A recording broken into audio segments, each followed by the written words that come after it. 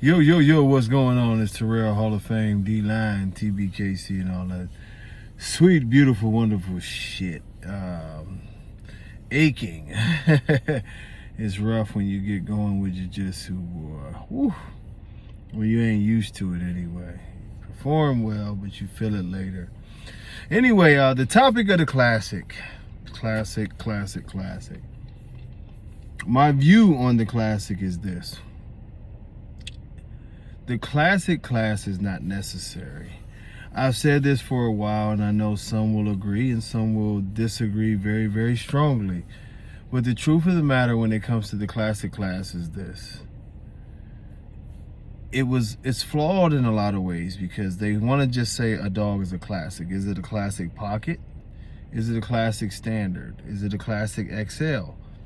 No, we just lump it into a thing as, oh, that's a classic. Any dog that we feel is well conditioned, it seems like that's a classic. I think in making this breed, the one thing that we have to be more definite of is not to punish dogs for being in great condition. I use that analogy with Marco Suarez's dogs.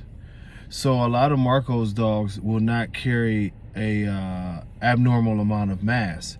They'll be more conditioned. You look at a dog like King Kamali, a very conditioned dog. Now, I think when you're judging, you have to ask the questions of this. Are the dogs going to be frame-wise and structure-wise American bullies? If the dog has a wide enough chest and it fits that avenue, if the dog is definitely what we would call bully, but is not carrying an exceedingly amount of mass, then I think this comes down to the judge looking at conformation. Is the dog structurally better than the other dogs? If the dog is structurally better than the other dogs and it wins out in all points except for mass, then that's an American bully that won its class. It has nothing to do with mass.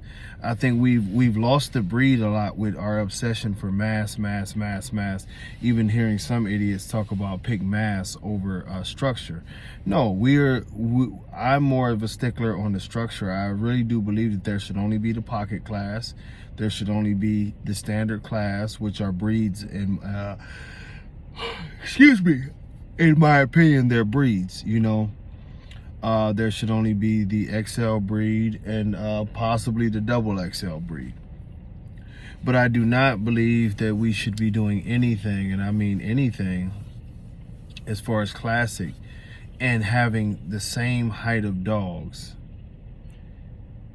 as another part of the breed. It confuses the breed more than anything. Me and John Easterly talked about this, and we agreed on this a long time ago, is that a thinner, let's say for instance, a thinner, if you want to call them that, American bully that has the wide chest, has the frame, everything that's needed, has the bully head, has everything. It is definitely too bully and too wide and too massive, King Kamali, to be considered a UKC pit bull.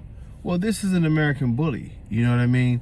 To me, when I start hearing people say that King Kamali was a classic, it really let me know that the classic class needs to go, because this is my thing and this is me as a judge. If you put a dog with King Kamali's muscularity, his head shape, the way he performed and everything in the ring with 99% of the dogs that we have today, they're not going to be able to keep up with him structurally, and he'll be able to keep up with them for the most part with the mass and everything that's necessary. Now, will he be overdone like some of these dogs? Absolutely not. But are we judging the dog to just be overdone without great structure, or are we trying to come with a complete package? Sometimes that complete package should include conditioning, which we have totally lost in this breed, to where most dogs come in fat. You don't see the shreds of muscle in them. You don't see striations and muscle as they move or anything. We're just judging them off of sheer mass. So you know, in closing, like I say, I believe that each breed, which that's what they are in the tbkc, are basically just being judged off of structure and their frame. Do you have a wide enough chest? You know what I mean? Do you have the proper head?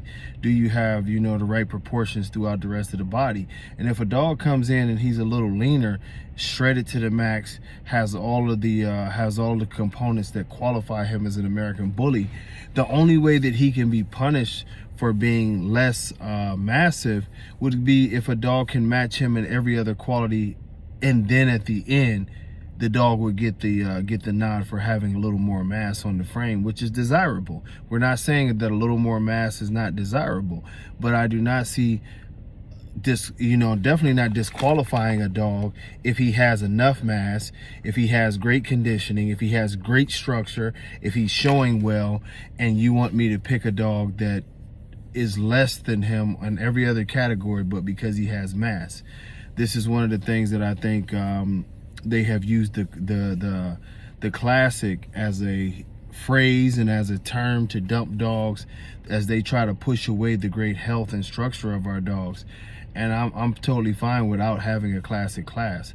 I feel like that if you are of height to be a pocket standard or XL, you should compete in those classes, and we are judging structure. We're not judging mass. Now, keep this in mind. You can't bring a skinny ass dog in there. I'm talking about dogs. You look at some of the dogs I gave you an example of, a King Kamali.